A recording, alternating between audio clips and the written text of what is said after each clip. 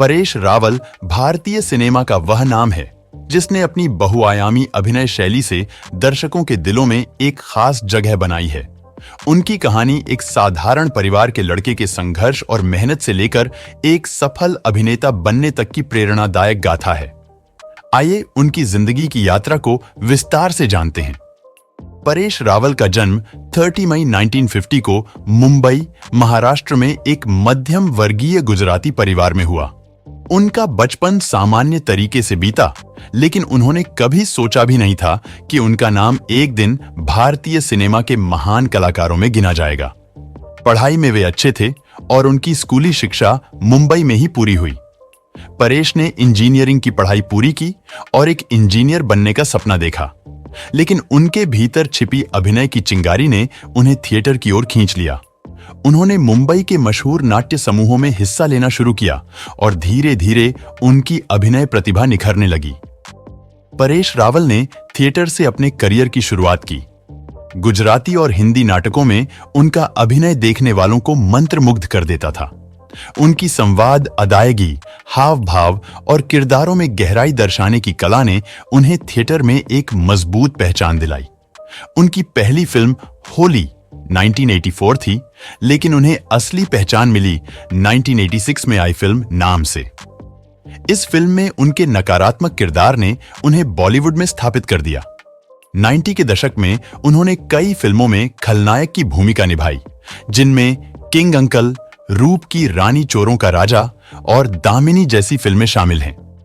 1990 के दशक के अंत और 2000 के दशक की शुरुआत में परेश रावल ने कॉमेडी की दुनिया में कदम रखा। उनकी सबसे बड़ी हिट फिल्मों में हेरा फेरी 2000 का नाम आता है। इस फिल्म में उनके द्वारा निभाया गया बाबूराव गणपतराव आप्टे का किरदार आज भी भारतीय सिनेमा का एक क्लासिक पात्र माना जाता है।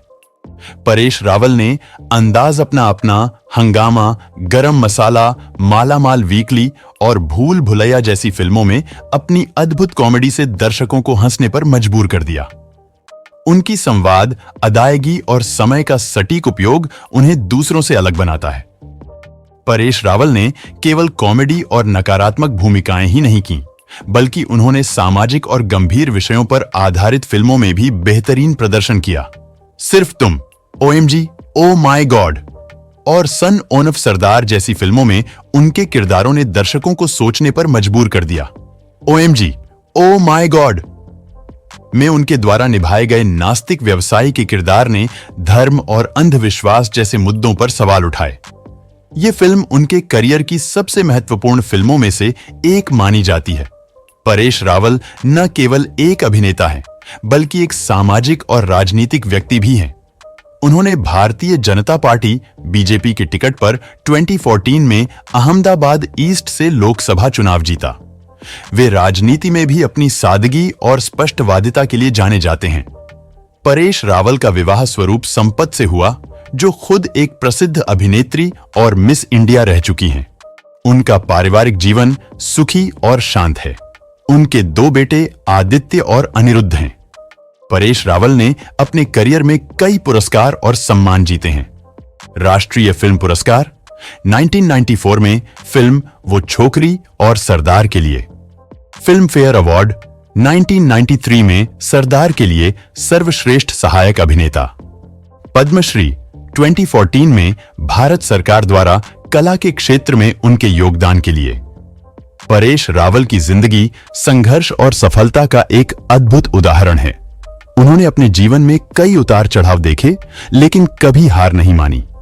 उनकी कहानी भारतीय सिनेमा के प्रति उनके समर्पण और कला के प्रति उनके जुनून को दर्शाती है। परेश रावल न केवल एक अभिनेता हैं, बल्कि एक इंसान के रूप में भी प्रेरणादायक व्यक्तित्व हैं। उनका जीवन हमें यह सीख देता है कि मेहनत, समर्पण और आत्मविश्वास से कोई भी सपना पूरा किया जा सकता है।